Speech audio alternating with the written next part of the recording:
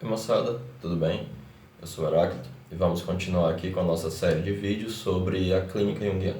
Na verdade, temas pertinentes à clínica junguiana. Hoje, psicose. Porém, se você puder dar um joinha antes, se inscrever no canal, marcar esse sininho aqui para ativar as notificações, seria super legal, super massa. Bom, voltando aqui à vaca fria, né? Indo à vaca fria, né? É que eu não fui. A psicose, ela seria a loucura propriamente dita, né? Assim como tudo aquilo que está no campo das psicoses, a paranoia, a esquizofrenia, a própria psicose, né? Ela seria o que nós entendemos por loucura, né? E aí vocês devem se perguntar, mas Heráclito, você não disse que para o Jung patológico significa exagero? Disse. E isso não contradiz o que eu estou dizendo aqui. Eu vou começar citando um exemplo, né? O Jung traz esse exemplo no Eu Inconsciente. Ele diz a seguinte coisa. Ele teve um paciente no Burgoslit, né, que era o hospital universitário da Universidade de Zurich,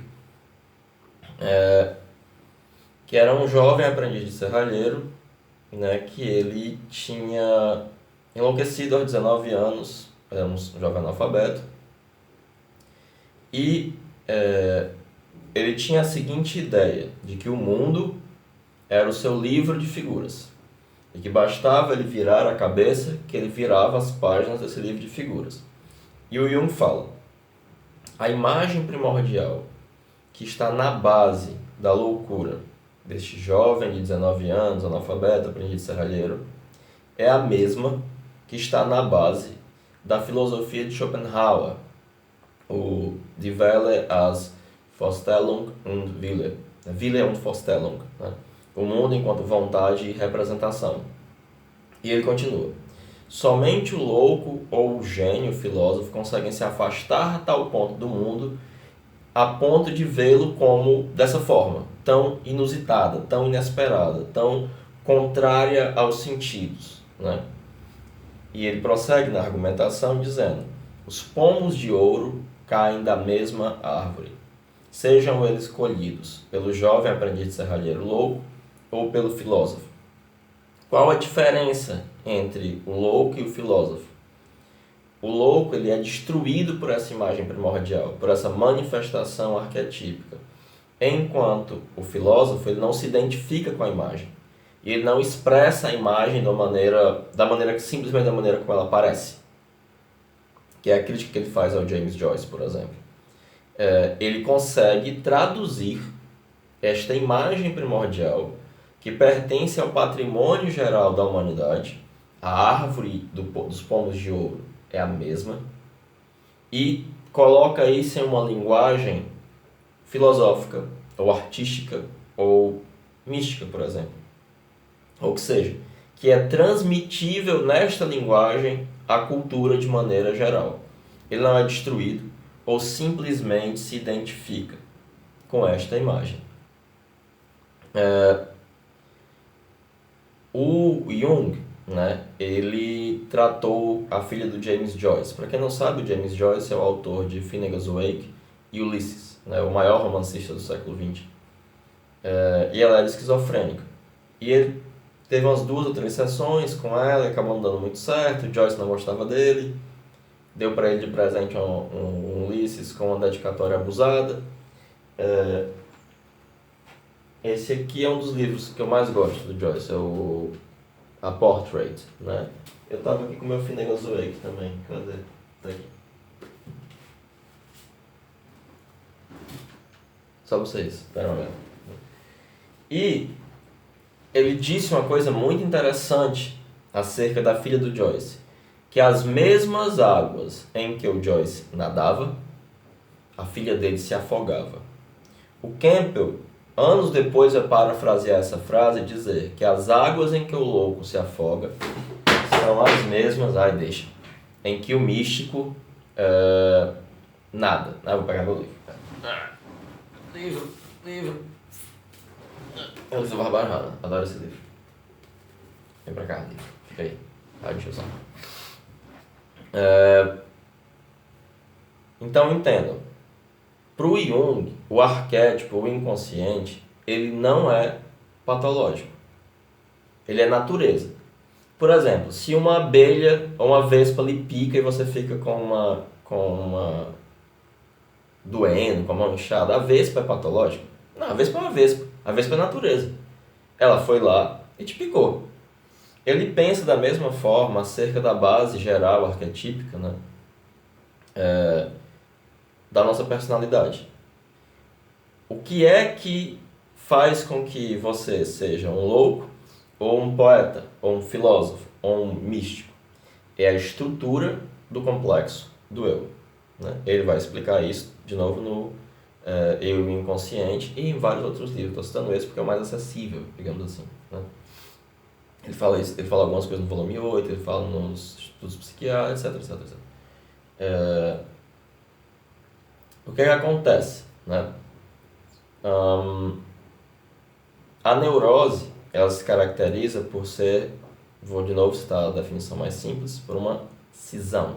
Ela é uma desunião consigo mesmo. Há uma Spaltung, né? Uma divisão em alemão, que você tem na consciência, estabelecem-se opostos na consciência. Né? São duas tendências opostas, sendo que uma delas é inconsciente. E elas têm igual energia. Há um aspecto energético disso. Por isso, a consciência perde direção. E ao perder direção, ela também perde a capacidade adaptativa. Lembrando que essa divisão, ela é uma divisão que existe, que é corriqueira. Como eu disse antes, o patológico para o Jung não é um ens per si, não é um corpus alieno. E, em geral, a consciência e o inconsciente estão ali, normal, de boinha, tranquilo. De vez em quando tem um ato falho, de vez em quando tem alguma coisa ali que é meio atrapalhado, você esquece um negócio que era para você lembrar, um livro cai, né? Mas a vida está correndo tranquila, porque essa compensação que acontece entre a consciência e o inconsciente está não problemática. A vida da maioria das pessoas vai seguir sem que ela tenha nenhuma neurose grave, sem que ela tenha nenhuma psicose, nenhuma esquizofrenia, né? Mas aí é algo que pode acontecer, você sofrer uma invasão do inconsciente. Determinados conteúdos do inconsciente coletivo, que são reaparecimentos espontâneos de mitologemas, lembrando que um dos sinônimos que o Jung dá para arquétipo, a partir do trabalho de Mohs, né, que foi o sobrinho de Durkheim, é um dos pais fundadores da sociologia e da antropologia, é mitologema. É uma categoria da fantasia. Mas o arquétipo ele não é apenas uma categoria da fantasia. Não é apenas um caminho virtual herdado, uma possibilidade organizativa a priori da fantasia humana. Ele também tem uma energia própria, que o Jung chamava de numen. Logo, ele tem um caráter luminoso. Ele é um tremendum. Ele é um tremendum et fascinans. Ele é luminoso porque o que é luminoso para o Jung? É um efeito dinâmico não causado pela consciência, que é muito mais sua vítima do que seu criador. Na mitologia grega, os deuses sempre apareciam cercados de névoa. Porque se eles aparecessem em toda a sua glória e esplendor, os humanos seriam simplesmente fulminados, destruídos. Que é o que acontece, por exemplo, com a mãe de Hermes, né? O Mercúrio para os romanos, que pede para ver, é enganada, e pede para ver Zeus em toda a sua glória e é destruída. Né? Antes do nascimento de Hermes, e aí tem todo o segmento da história. Mas o contato com essas imagens, ela pode gerar essa mesma coisa que acontece na mitologia. Lembrando que o que é a mitologia? A essência da alma projetada. Então, diante de uma invasão do inconsciente, uma maior permeabilidade ao inconsciente, existem várias possibilidades que o Jung discute no eu inconsciente. Uma delas é a psicose ou esquizofrenia. Né?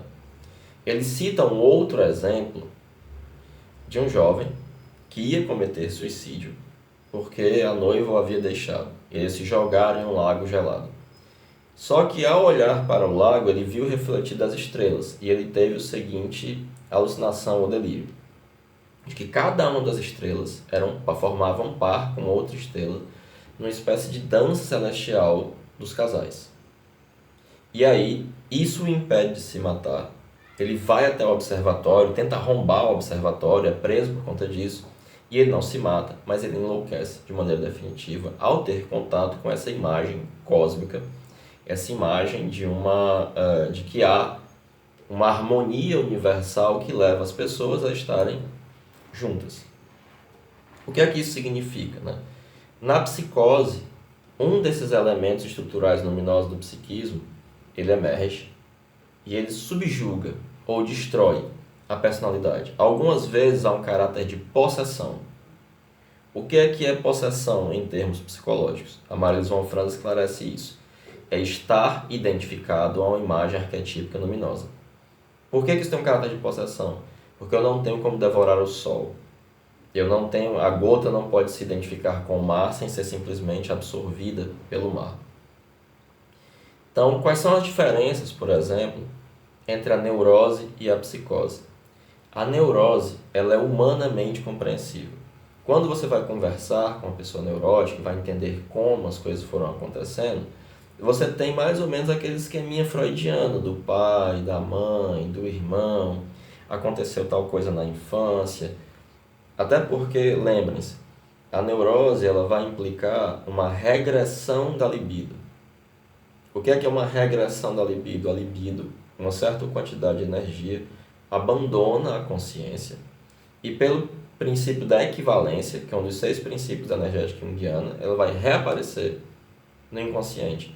Porque em um sistema parcialmente fechado, a energia, pelo princípio da conservação de energia, ela não é nem criada nem destruída. E vai reativar regressivamente essas imagens da infância, né?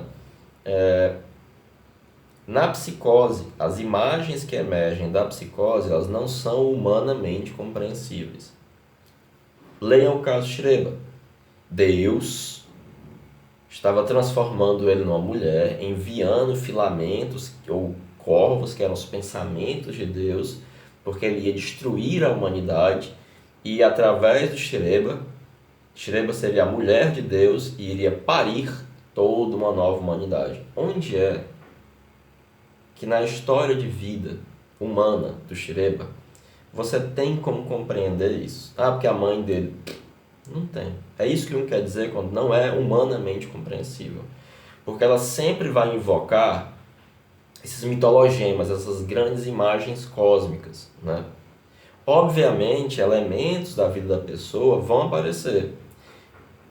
O caso, por exemplo, da maneira como o Shreba entendia paranoicamente que o médico dele estava envolvido com isso e tal, né?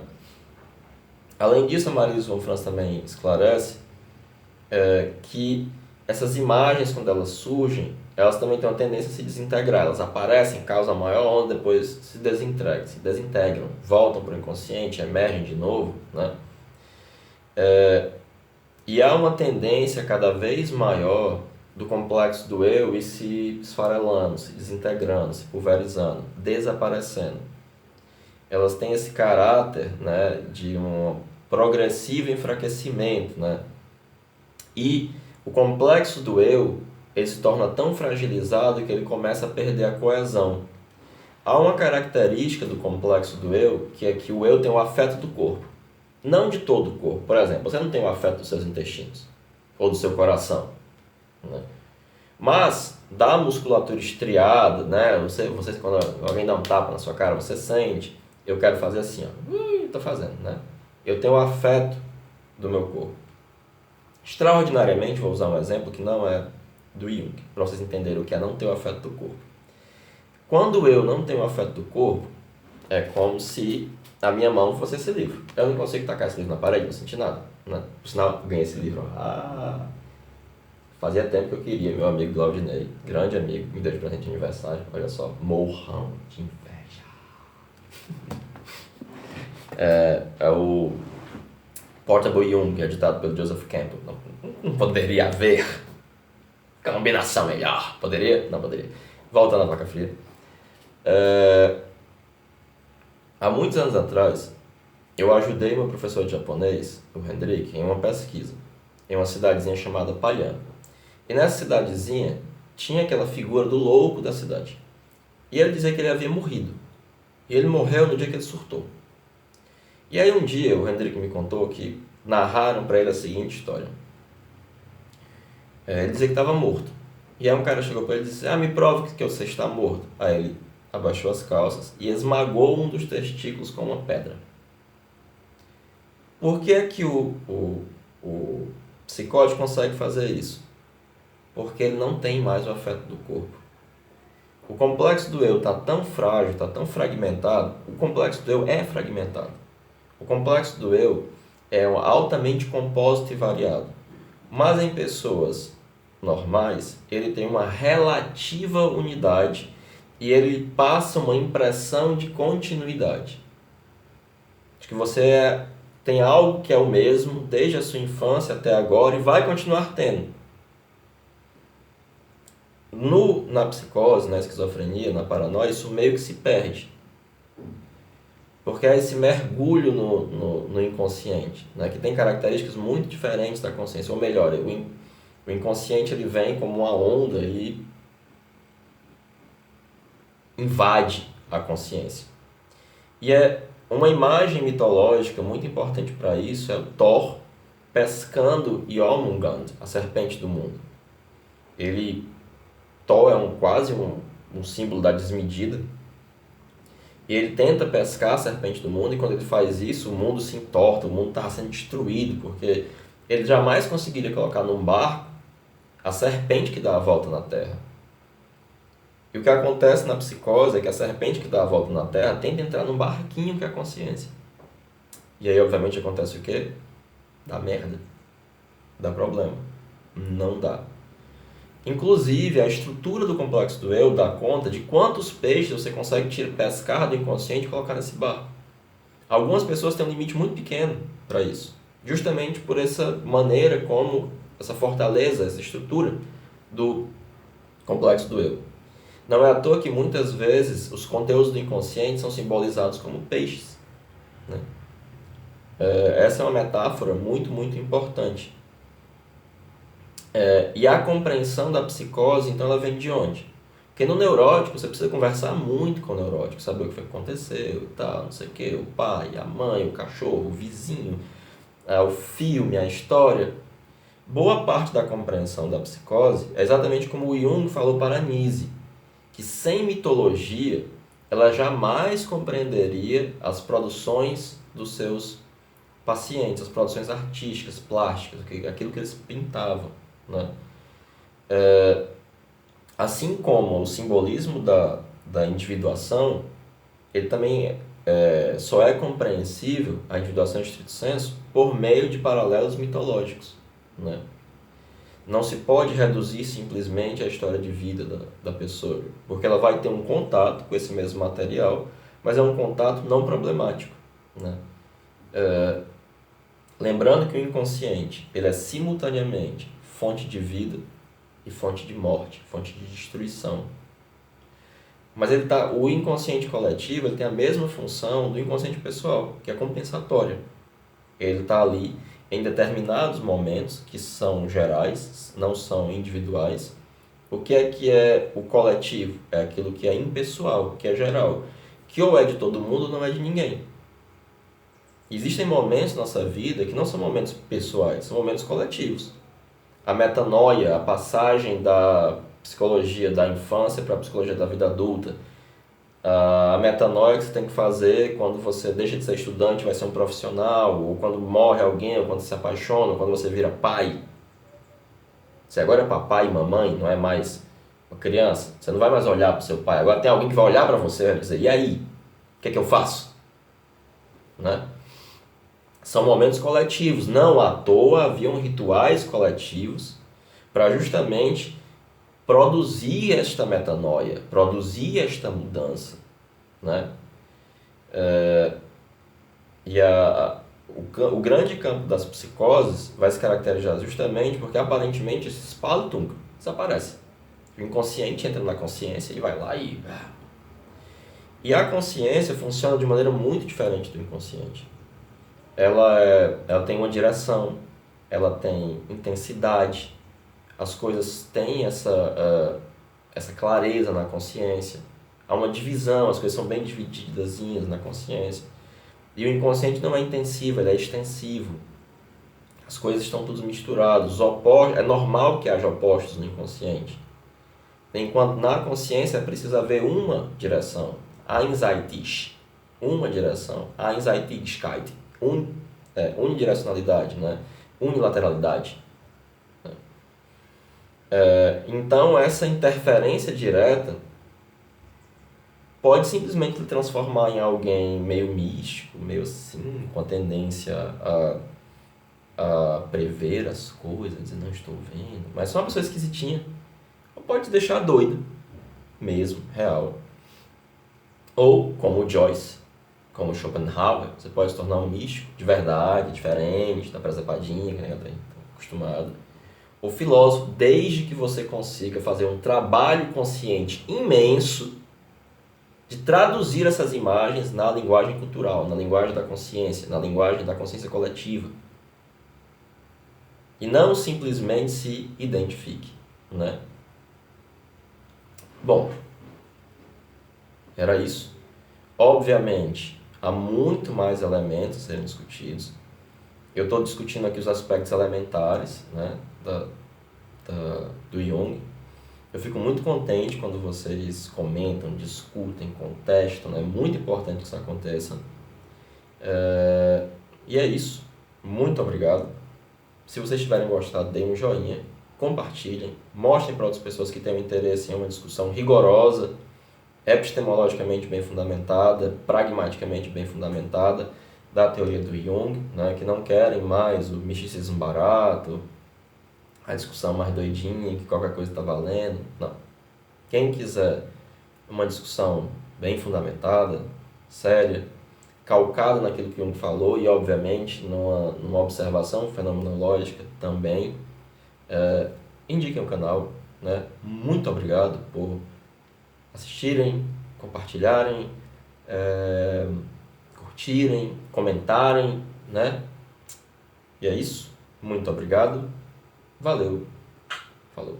Até mais, galera.